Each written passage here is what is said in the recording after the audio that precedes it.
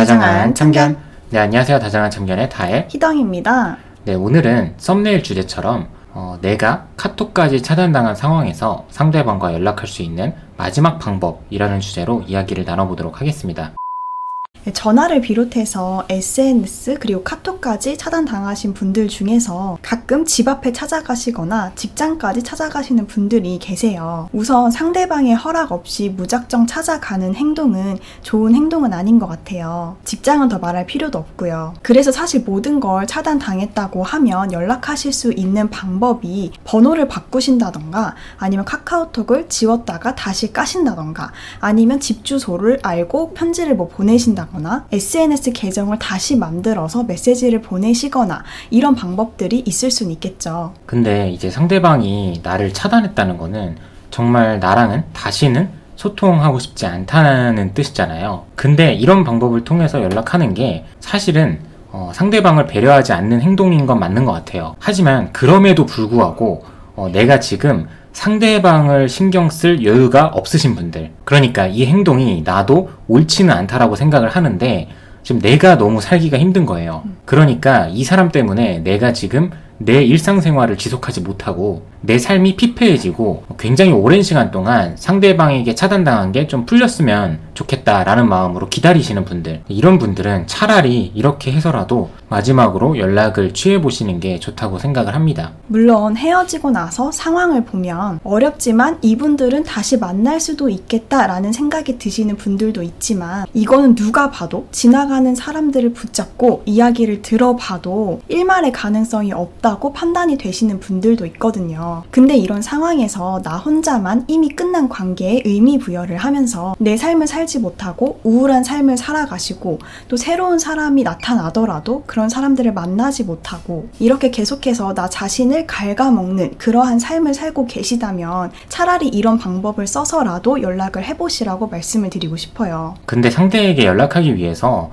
내 번호를 바꾸는 건 좀 아니라고 생각을 하고요. 차라리 카톡을 지웠다가 다시 깔면 이 차단이 다 풀린다고 하니까 이렇게라도 마지막으로 하고 싶은 말을 전해보시는 게 저는 가장 좋은 방법인 것 같아요. 여기서 이렇게 물어보시는 분들도 계실 거예요. 그렇게 하면 상대방이 나를 더 싫어하지 않을까 이렇게 생각을 하시는데 내가 그 사람의 집 앞에 찾아가는 것보다는 낫다고 생각을 합니다. 그리고 이미 차단을 당했다는 거는 그동안 내가 이 사람에게 했던 행동이 상대를 배려하지 못한 행동이었기 때문에 차단을 당했다고 생각을 하거든요. 그래서 내가 한 번 더 연락을 한다고 해서 내 이미지가 크게 달라질 거라고 생각하지는 않아요. 어차피 현실적으로 상대방의 마음이 나에게 돌아올 가능성은 굉장히 낮고 앞서 언급한 것처럼 이 이유 때문에 앞으로도 내 삶이 계속 피폐하고 망가질 것 같다고 생각을 하면 이렇게라도 하는 게 낫다고 생각을 합니다. 연락을 해서 내가 하고 싶은 말을 다 하고 상대방이 그것을 읽었을 때 내 마음이 조금이라도 편해질 수도 있는 거고, 그리고 이런 상황에서 혹시라도 상대에게 쓴소리를 듣는다면 그 순간에 좀 정신을 차릴 수도 있을 거라고 생각을 해요. 그래서 가능성이 희박한 관계지만 아무것도 안 하면서 내가 가지고 있는 틀 안에서 상대방과의 관계를 생각하고 아무리 머리를 굴린다고 해도 달라질 게 없다라고 생각을 해요. 저희도 이렇게 말씀을 드리는 건 이런 분들을 바라봤을 때 이분들의 시간이 너무 아깝고 더 행복하게 살 수도 있는데 괴로워만 하시는 모습을 보니까 되게 안타깝더라고요. 그리고 상대방에게 차단을 당했다는 그 사실이 좀 창피하기도 하고 자존심이 상한다고 생각을 해서 주변 사람들한테 쉽게 말하지 못하시는 분들도 계세요. 이런 분들께 해드리고 싶은 말은 가장 중요한 건 내 자신이고 내 시간이라고 말씀드리고 싶어요. 결국 어떠한 사람도 나보다 중요할 수 없기 때문에 내 시간과 내 에너지를 다 갈아 넣을 정도로 가치 있는 사람이 없다는 거예요. 하물며 헤어진 사람이고 내가 싫다는데 그리고 차단을 할 정도로 일말의 여지도 없이 나를 대하는데 거기에다가 더 이상 내 에너지를 쓴다는 건 내 삶이 빠르게 망가지는 지름길이라는 거죠. 그래서 마지막이라고 생각하고 이렇게라도 연락을 하려고 하신다면 괜히 이름을 부르고 상대방의 답장을 기다리거나 의미심장한 말을 내뱉고 상대방의 반응을 보려는 이런 애매한 연락을 하지 마시고 마지막이라고 생각을 하고 어떤 말을 해야 내가 조금이라도 덜 후회를 할 수 있을지, 상대방이 기분 나쁘지 않게 내 말을 전달할 수 있을지, 이런 부분을 잘 생각하셔서 보내실 때 정리해서 한 번에 다 보내시는 게 좋을 것 같다는 생각을 합니다. 어떤 분들 같은 경우에는 이런 상황임에도 불구하고 상대방이 어떠한 답을 해주기를 기다리시는 분들이 있어요. 그러면서 은근슬쩍 이 대화를 이어가려고 하시는 분들이 계시는데, 상대방이 날 차단할 정도로 대화하기 싫었다는 것을 인지하시면서 대답을 바라지 마시고 내가 하고 싶은 말만 전하셨으면 좋겠어요. 그러면 적어도 내 생각과 내 마음은 잘 전할 수 있을 거라고 생각을 합니다. 저희가 가끔 제외하신 분들의 후기 영상을 올리는데요.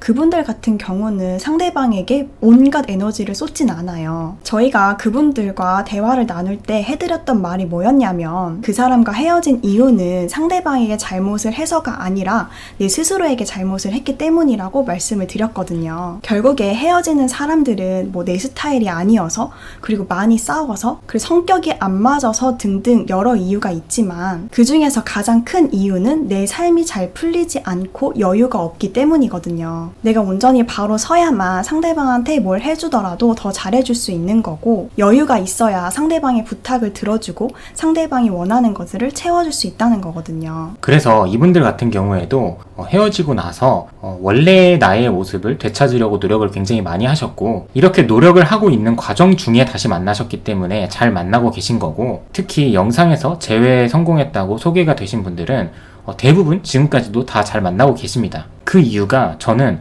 내가 내 자신을 잘 챙겼기 때문이라고 생각을 해요. 그리고 많은 분들이 만날 때는 상대방에게 한 30%, 40%의 에너지만 쏟는데 헤어지고 나서 막 90%, 100%의 에너지를 쏟거든요. 그러니까 이런 부분도 조금 모순인 것 같아요. 그래서 이렇게 행동을 하다 보니 내 삶이 계속해서 피폐해지는 거고, 지금 내가 우울한 원인을 해소할 길은 상대방밖에 없다라고 생각을 하게 되는 거거든요. 계속해서 나의 마음의 병을 상대방에게서만 찾으려고 하는데, 여기서 꼭 아셔야 할 것은 내가 왜 이전에 이 사람과 만났을 때 이렇게 30%, 40%밖에 할 수 없었는지, 헤어지고 나서라도 그 근본적인 이유에 대해서 내가 알아야 되고 반드시 찾아내야 됩니다. 결국에는 헤어졌다면 이제는 이 수치가 반대가 돼서 내가 내 삶을 위해서 살아야만 혹시라도 다시 만나게 되면 잘 만날 수 있는 거고, 다시 헤어지지 않고 쭉 건강한 만남을 이어갈 수가 있습니다. 이 부분은 저희가 항상 많은 분들의 후기를 받고 지금도 잘 만나고 계신 분들과 연락을 하다 보면서 느끼는 부분이기도 하거든요. 결국에 지금 내 삶이 무너지고